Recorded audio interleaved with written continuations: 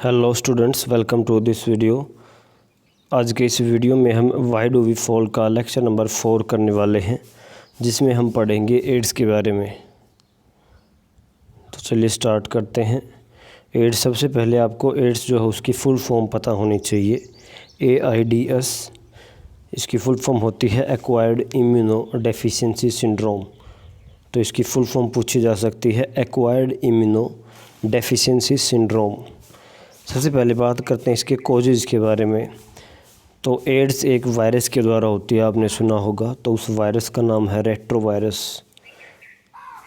तो एक एड्स एक टाइप के रेट्रोवायरस से होती है, जिसको हम बोलते हैं HIV वायरस। तो HIV मतलब human immuno deficiency virus. HIV की फुल फॉर्म आपको पता होनी चाहिए। HIV कौन से टाइप का वायरस है? तो इट इज़ ए रेट्रोवायरस।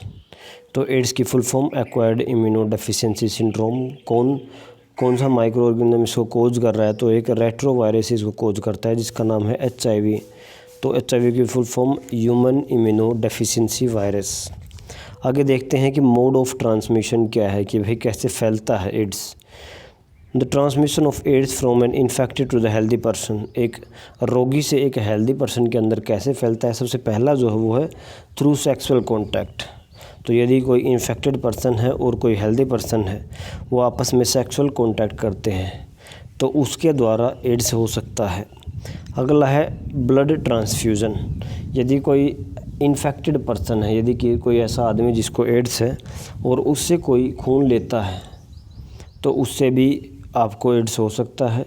तीसरा है यूज ऑफ इन्फेक्टेड नीडल और ब्लेड। यदि कोई ऐसा पर्सन जिसको एड्स है और उसकी लगाई हुई आपको सुई आप यूज करते हो, या उसकी यूज की हुई ब्लेड आप यूज करते हो, क्योंकि ब्लेड जब जैसे कि शेविंग करते हैं तो उस दौरान हो सकता है कि कहीं पर कट लग गया हो।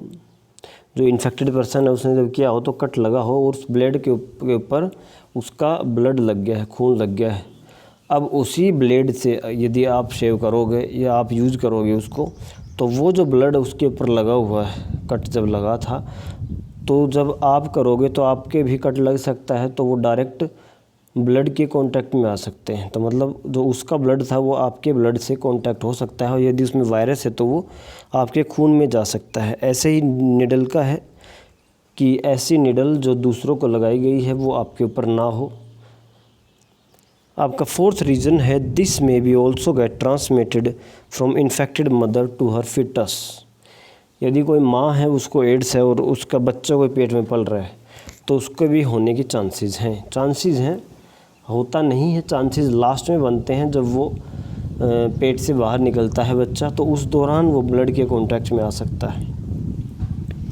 तो मेन हमने जाना कि भाई जो एड्स के फैलने का कारण है कि वो बॉडी फ्लूइड के अगर डायरेक्ट कांटेक्ट में आ रहे हैं, मतलब कि कोई इन्फेक्टेड पर्सन और हेल्दी पर्सन का जो बॉडी फ्लूइड है, जैसे कि ब्लड हो गया या कुछ भी लगा लो आप, जो बॉडी फ्लूइड के थ्रू यदि वो कांटेक्ट हो रहा है, अगर दोनों के खून आपस में कांटेक्ट कर रहे हैं, या अलग बॉडी फ्लूइड जैसे कि आपका सीमन हो गया, तो ये अगर कांटेक्ट में आ रहे हैं तो उसके दौरान एड्स फैल सकता है। तो हमें याद रखना है mode of transmission through the body fluids. आपको ये चारों पता होने चाहिए कि कैसे फैलता है। अब बात करते हैं प्रिवेंशन की, भाई उपाय क्या है इसके। तो जो आपको बताए हैं कि भाई जो ट्रांसमिट हो रहे हैं उनसे हमें बचना है, ऐसे यूज़ नहीं करना है। तो देखिए, पहला, avoid transfusion of infected blood. खून जो चढ़ाते हैं हॉस्पिटल वगैरह में, उसको अवॉइड करना चाहिए। यदि वो इन्फेक्टेड पर्सन से लिया गया, उसकी प्रॉपर चेकिंग होनी चाहिए शुरू में। This can be done bye testing whether the blood is HIV negative और पॉजिटिव। तो खून चढ़ाने से पहले उसका प्रॉपर टेस्ट होना चाहिए कि उसके अंदर HIV वायरस है कि नहीं। Always use disposable needle and syringe. तो जब इंजेक्शन लगाते हैं तो ऐसे ही नीडल और सिरिंज का यूज करें जो कि डिस्पोजेबल हो, मतलब जो सिर्फ एक ही पर्सन के ऊपर यूज कर सकते हैं, उसके बाद उसको फेंक दिया जाएगा, डिस्पोज कर दिया जाएगा। Avoid sexual contact with unknown person. कोई भी अननोन पर्सन है जिसको नहीं जानते हैं, उसके से सेक्सुअल कॉन्टैक्ट नहीं करना चाहिए। लास्ट है avoid the same razor used in the salons. जो नाई की दुकानें होती है वहाँ पे एक ही रेज़र या एक ही ब्लेड को बार बार यूज़ किया जाता है, तो ऐसा नहीं होना चाहिए। एक ब्लेड सिर्फ एक ही पर्सन के ऊपर यूज़ होना चाहिए शेविंग के लिए। आगे जो आपका टॉपिक है organ specific and tissue specific manifestations. देखिए, disease causing microbes enter the body by different means and go to different organs and tissue. अलग अलग जो आपके माइक्रो ऑर्गेनिज्म हैं, अलग अलग जो आपके सूक्ष्म जीव हैं जो आपको बीमारी पैदा करते हैं, वो आपकी बॉडी में अलग अलग तरीके से जाते हैं और अलग अलग ऑर्गन्स और अलग अलग टिश्यूज़ या अलग अलग सेल टाइप्स को वो इफ़ेक्ट करते हैं। तो देखिए, microbes which enter through the nose are likely to go to the lungs.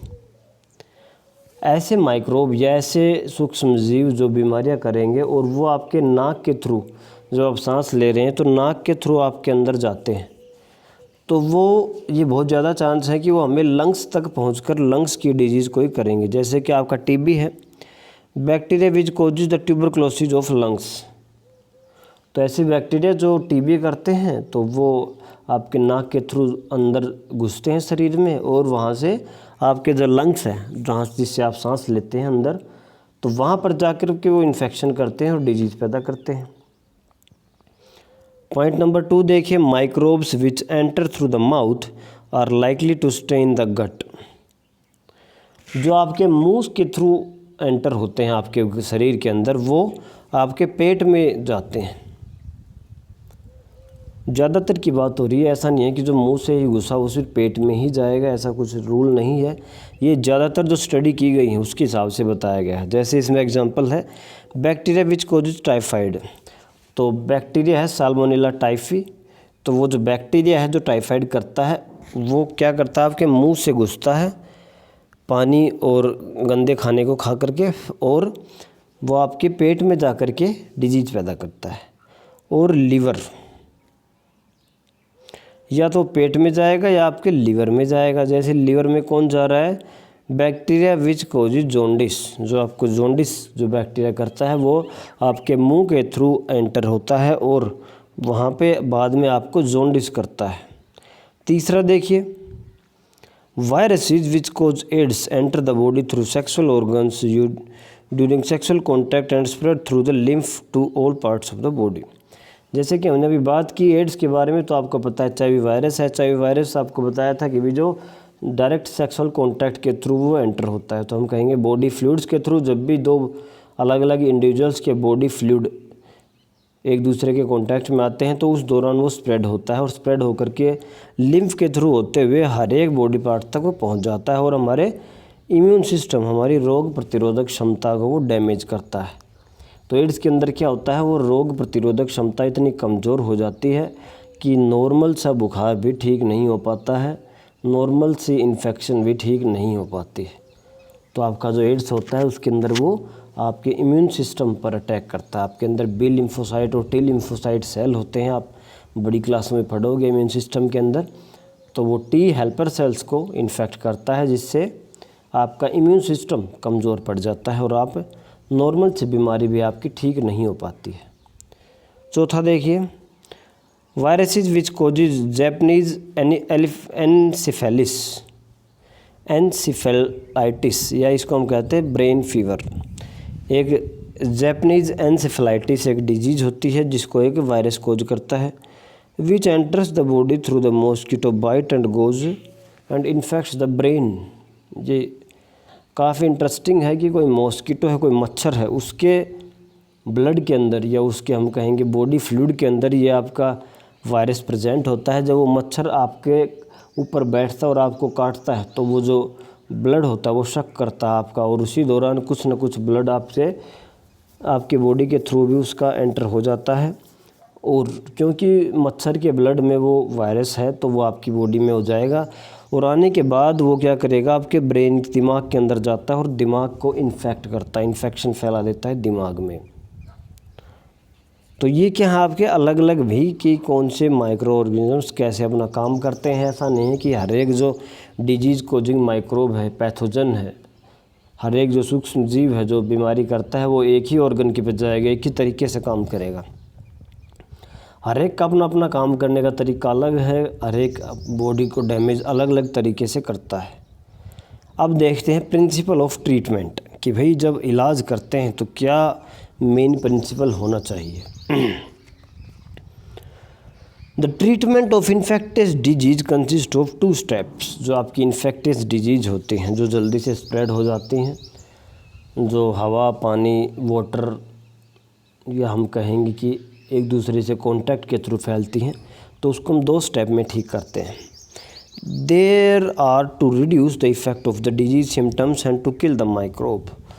पहला है कि वो जो डिजीज़ है, वो जो बीमारी है जिसके कारण आपको अलग अलग सिम्टम्स, जो लक्षण दिखाई दे रहे हैं, उसको कम करना। जैसे कि अगर कोई टाइफाइड का आपके बैक्टीरिया अंदर हो गया हो, सैल्मोनेला टाइफी, तो सैल्मोनेला टाइफी अब आपके पेट में चला गया है, वो आपको बुखार करेगा। तो बुखार क्या है? उसका सिम्टम है, एक लक्षण है। आपका बॉडी पेन होगा, बुखार होगा, हाई टेम्परेचर जाएगा। तो वो जो सिम्टम है, मतलब जो बीमारी के लक्षण हैं, उनको कम करना है पहला स्टेप में। और दूसरा स्टेप में वो जो अब भाई बैक्टीरिया आपके अंदर हो चुका है बॉडी के अंदर, उस बैक्टीरिया को भी मारना है। लक्षण तो ख़त्म करना ही है, साथ में बैक्टीरिया को मारना भी है। तो 2 स्टेप है। देखिए पहले क्या करते हैं, to reduce the effect of disease, कि जो बीमारी के इफ़ेक्ट को कम करने के लिए this can be done by taking medicines to bring down the effect of disease like fever, pain और लूज मोशन।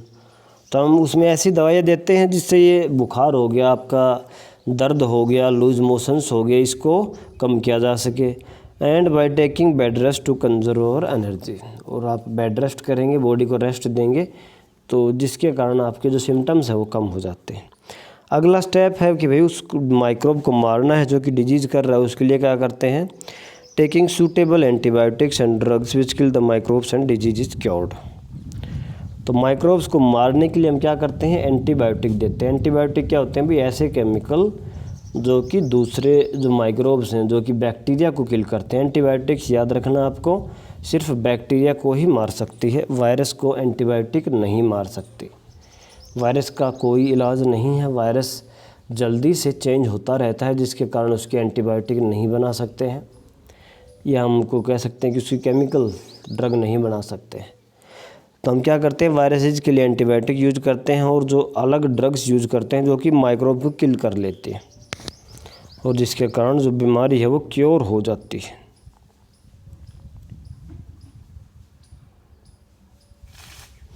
देखिए बात करते हैं प्रिंसिपल ऑफ प्रिवेंशन, बचें कैसे भी। There are 2 ways of prevention of infectious disease. जो इन्फेक्टियस डिजीज़ से बचने के 2 तरीके हैं। एक तो जनरल वे होता है, कुछ एक जो सामान्य तरीके हैं, और एक स्पेसिफिक वे, जो कुछ एक स्पेशल तरीके हैं। देखिए जनरल वेज क्या हो सकते हैं, पब्लिक हाइजीन, साफ़ सफाई रखें, is the most important for prevention of infectious disease. Proper and sufficient food for everyone will make people healthy to resist the infection. तो वही है जो हमने पीछे पढ़ा था कि भाई हाइजीन, अपने आसपास सफाई रखें, न्यूट्रिशन अच्छा लें, बैलेंस डाइट लें, उसके बाद वैक्सीनेशन लें टाइम टाइम पे, अपना न्यूट्रिशियस फूड खाएं, बैलेंस डाइट खाएं। तो वही आपके जनरल वे कि कैसे बचें, तो हाइजीन हो गया आपका, प्रॉपर एंड सफिशिएंट फूड हो गया, न्यूट्रिशियस फूड हो गया, और अपना इम्यून सिस्टम को स्ट्रॉन्ग करें। Airborne disease can be prevented by living in conditions that are not crowded. तो एयर बोर्न डिजीज़ हैं जो ऐसे डिजीज़ जिनके डिजीज़ करने वाले सूक्ष्म जीव हवा के अंदर हैं, तो हम उससे हम बच सकते हैं कि हम ऐसी जगह ना जाएं जहां ज़्यादा भीड़ भाड़ हो। Water borne disease can be prevented by providing safe drinking water. ऐसी बीमारियां जो ख़राब पानी या गंदा पानी पीने से होती हैं, तो उसको हम बच सकते हैं कि वहाँ पर सेफ़ ड्रिंकिंग वाटर, पीने लायक पानी की अच्छी सुविधा कर दी जाए, तो बच सकते हैं। Vector borne disease can be prevented by providing clean environment. Vector borne, जो अलग अलग वेक्टर्स जैसे कि मच्छरों से फैल रही हैं, तो अलग अलग वेक्टर से जो फैल रही हैं, तो उनका है कि भाई अपना एनवायरनमेंट, अपने आसपास का माहौल जो है वो अच्छा रखें। अब है स्पेसिफिक वेज, एक स्पेशल तरीका होता है immunisation. There are disease specific measures which are use to fight them. एक पर्टिकुलर डिजीज़ है, उसके लिए अलग तरीका है। ऐसा नहीं है कि हर एक बीमारी के लिए एक ही तरीका अपनाओगे। तो अलग अलग बीमारी के लिए अलग अलग तरीके हैं। तो एक स्पेसिफिक मेजर होता है, एक स्पेशल तरीका होता है कि पर्टिकुलर बीमारी से लड़ने के लिए। It is done by immunisation. तो इससे क्या होता है, इम्यूनाइजेशन जो तरीका है इससे किया जाता है। इम्यूनाइजेशन होती क्या है, तो देखिए, this is the process of introducing weakened pathogen inside the body of the host to fool his immune system to produce antibiotics against the particular disease. देखिए, मैं आपको इम्यूनाइजेशन समझाऊंगा पोलियो की जो बीमारी होती है उसको लेकर के। जैसे आपको पता है बच्चे को 5 साल तक पोलियो पिलाया जाता है। वो क्यों पिलाया जाता है और पोलियो की जो ड्रॉप होती है उसमें होता क्या है। तो पोलियो एक ऐसी बीमारी है जो आपके लिम्फ्स जो होते हैं उसको अफेक्ट करती है, उसकी ग्रोथ को रोकती है बच्चों में। और पोलियो एक वायरस के कारण होता है जिसको हम कहते हैं पोलियो वायरस, ठीक है। तो अब क्या करेंगे हम, पोलियो वायरस जो आपकी जो पोलियो की ड्रॉप है उसके अंदर क्या है, ये पोलियो वायरस ही है। आपको जानकर के अचंभा होगा कि जो वैक्सीन या इम्यूनाइजेशन जो दे रहे हैं हम उसके अंदर वो पोलियो वायरस ही दे रहे हैं। लेकिन उसमें एक पोलियो वायरस में एक मॉडिफिकेशन की गई है कि वो बहुत वीक है, वो कमज़ोर है, वो वायरस वो बीमारी नहीं कर सकता, उसको वीक किया हुआ है बहुत ज़्यादा। या तो उसको मतलब आप लगा सकते हैं उसको अधमरा किया हुआ है। तो अधमरा तो डिजीज़ नहीं कर सकता। अब वो डिजीज़ तो नहीं करेगा, लेकिन जो हमारी बॉडी का इम्यून सिस्टम है, जो हमारी रोग प्रतिरोधक क्षमता है हमारे शरीर की, वो उसको देख करके अलर्ट हो जाएगी। क्योंकि वो अधमरा तो पहले ही है और हमारी बॉडी अलर्ट हो जाएगी। कैसे हो जाएगी कि जब भी कोई बाहर का मटेरियल या हम कहते हैं फॉरेन पार्टिकल बाहर से कुछ भी हमारी बॉडी के अंदर एंटर होता है तो हमारी बॉडी उसको मारने का काम करती है। और मारने के लिए हमारी बॉडी उसके खिलाफ एंटीबॉडीज़ बनाती है। नाम याद रखना है, एंटीबॉडीज़। तो देखिए, जो एंटीबॉडीज़ बनती हैं कब, जब कोई बाहर से बैक्टीरिया वायरस हमारे अंदर घुसता है तो उस बैक्टीरिया वायरस, हर एक बैक्टीरिया वायरस के लिए स्पेशल एंटीबॉडीज़ बनती हैं। हर एक बैक्टीरिया वायरस के लिए अलग अलग एंटीबॉडी बनती हैं। तो मान लीजिए कोई पोलियो वायरस है, तो हमने पोलियो की जो इम्यूनाइजेशन करी उसमें क्या किया, एक अधमरा पोलियो वायरस हमारी बॉडी के अंदर डाल दिया। अब बॉडी होगी अलर्ट, बॉडी ने उसके खिलाफ एंटीबॉडीज़ बना ली और वो अधमरा था तो उसके ऊपर कंट्रोल भी कर लिया जल्दी ही। अब क्या होगा, जब एक्चुअल में मान लीजिए असलियत में जब वो वायरस कहीं बाहर से आपके शरीर में घुसेगा तो हमारी बॉडी पहले से ही उसके खिलाफ एंटीबॉडीज़ बना चुकी है, उसको मारने का सामान तैयार कर चुकी है। अब वो जब असलियत में आमना सामना होगा वायरस से हमारी बॉडी का, तो उस टाइम हमारी बॉडी उसको जल्दी से मार पाएगी। तो मतलब हमारी बॉडी ने उसके ऊपर जल्दी से कंट्रोल कर लिया। इसको हम कहते हैं immunisation. Not only does our immune system fights the disease feedable pathogen but also keeps a memory of the incident by keeping those antibodies in blood. एक और बात याद रखनी, memory.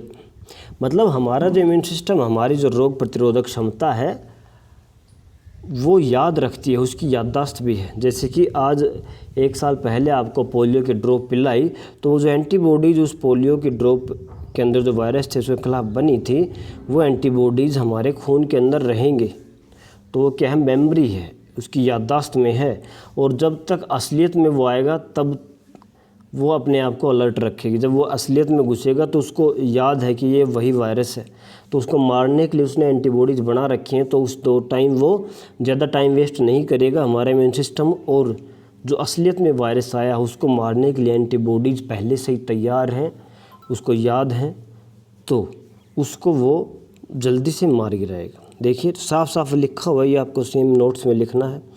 Next time even if the disease will strike the host body with full vigour. जब असलियत में वो जो बीमारी होगी, the body will able to protect itself with the help of these antibodies. तो वो जो बॉडी, हमारा शरीर है, वो इन एंटीबॉडीज़ की मदद से अपने आप को बचा पाएगी। This is also the basic law followed by vaccination programme done for infants. और यही तरीका आपको वैक्सीन जो देते हैं उसमें भी यही तरीका अपनाते हैं कि भी छोटे बच्चों को वैक्सीन दे रहे हैं तो छोटे बच्चों को दे दिया है, उसके खिलाफ एंटीबॉडीज़ बन गई हैं। अब जो बच्चा बड़ा होगा या आगे कभी भी जब असली में वो डिजीज़ कोजिंग माइक्रो ऑर्गेनिज्म आएगा तो हमारा बॉडी एंटीबॉडीज़ तैयार करके बैठा है, उसको तब के तब किल कर देगा। तो ये आपका एक बेसिक कॉन्सेप्ट है इम्यूनाइजेशन का। ये जो आपकी टेबल है इसको आपको याद रखना है, और इसके ऊपर क्वेश्चन आ सकता है कि भाई मलेरिया कौन कर रहा है, तो एक प्रोटोजोआ कर रहा है। वेक्टर क्या है, तो भैया कि फीमेल एनाफिलीज मॉस्किटो है। क्या क्या उसके सिम्टम्स हैं, टाइफाइड क्या है, तो भाई सैल्मोनेला एक बैक्टीरिया है। वेक्टर क्या है, कॉकरोच के द्वारा हो सकता है, इसके अंदर हाई फीवर होता है और इंटेस्टाइनल परफोरेशन हो जाता है। एड्स क्या है भी, तो HIV वायरस करता है। डेंगू क्या है, तो एक वायरस करता है। कौन से मच्छर से होता है, तो इजिप्ट मॉस्किटो एडीज़। वॉर्म्स के अंदर इंटेस्टाइन कालाइजर डिजीज़। तो ये जो आपकी टेबल को आपको याद रखना है और टेबल को बनाना है।